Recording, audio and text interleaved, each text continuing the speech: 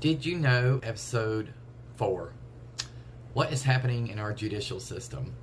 It's concerning to see how many individuals are being affected by the war on drugs that has persisted for years. Many people are serving lengthy sentences for non-violent offenses, and some find themselves incarcerated long after they've turned their life around. This raises significant questions about the effectiveness and fairness of our current approach. We need to consider who bears the financial burden of these decisions. It's the taxpayers, all of us. With this in mind, what are we really achieving by continuing to incarcerate these individuals? When they leave prison, they do so often without the support systems needed to reintegrate into society effectively.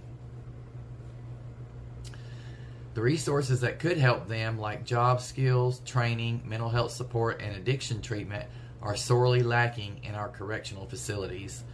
Moreover, putting a recovering individual in such a challenging environment only exacerbates the issue.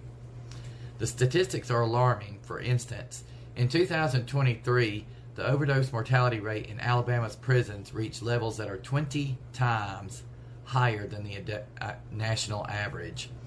Tragic stories like that of Chase Mathis, who lost his life due to a fentanyl overdose at just 31 years old, highlight the urgent need for change. Given the current drug crisis within these institutions, it seems contradictory to continue sending individuals with addiction issues there for nonviolent crimes. We must ask ourselves why we persist in this approach.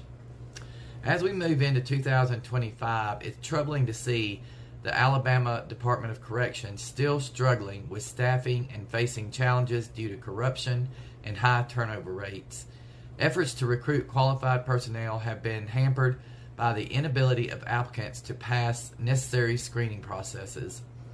Meanwhile, plans for a massive new prison facility in Elmore County are advancing, with an estimated cost of $1.25 billion, making it the most expensive in the U.S. history. Yet there are concerns about how it will be staffed. Ultimately, this all comes back to the question of who is financing these developments. It is us, the community, who will bear the financial strain of these policies and decisions. It's essential that we engage in meaningful discussions about these issues and advocate for a system that prioritizes rehabilitation and support over punishment. Wesley Abernathy, a 31-year-old inmate, tragically lost his life at Bullitt Correctional Facility due to a fentanyl overdose. This incident highlights a significant and ongoing issue within the Alabama Department of Corrections.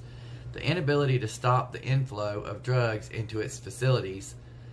Concerns have been raised about the effectiveness of correctional officers in monitoring the situation, with many suggesting that a lack of vigilance may contribute to the problem, and in some cases the very officers meant to ensure safety may be involved in the trafficking. According to the Appleseed Report, A Bitter Pill, an alarming 75 to 80% of individuals in the ADOC custody struggle with substance use disorders. Despite this pressing need, access to the drug treatment programs has drastically diminished. In 2010, 5,242 individuals in Alabama's prisons completed drug treatment programs. By 2023, that figure had plummeted to just 967. This dramatic decline raises critical questions about the current trajectory of rehabilitation efforts. The consequences of inadequate drug preventions and treatment have been devastating. The death rate in Alabama prisons has surged to 5 times the national average, with a reported mortality rate of 1,370 deaths per 100,000 individuals, compared to the national average of only 330 deaths per 100,000, according to the U.S. Department of Justice Bureau of Justice Statistics. The presence of drugs in these facilities has led to a range of serious issues, including sexual abuse, violence over drug debts, and tragic fatalities. Sadly, Alabama's approach to drugs has become punitive rather than rehabilitative.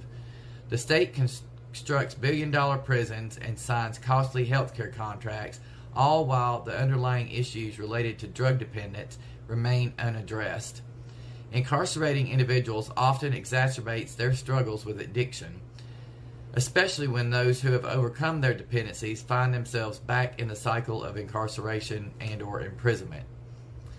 A shift in focus towards rehabilitation rather than punishment could save lives, reduce costs, and strengthen communities. A 2021 lawsuit from the Department of Justice against the ADOC underscores these concerns, stating, "The use of illicit substances, including methamphetamines or fentanyl and synthetic cannabinoids, is prevalent in Alabama's prisons. Men using illicit substances often harm others or become indebted to other prisoners, leading to severe repercussions such as violence and even homicides." This raises a crucial question. Are we truly addressing our significant drug challenges by continuing to send individuals to jail or prison, particularly those who have already managed to overcome their addictions?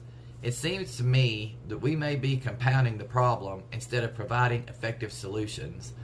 Until we meet again, my goal isn't to make you feel at ease. I aim to present the truth, inspire critical thinking, and challenge your preconceived notions.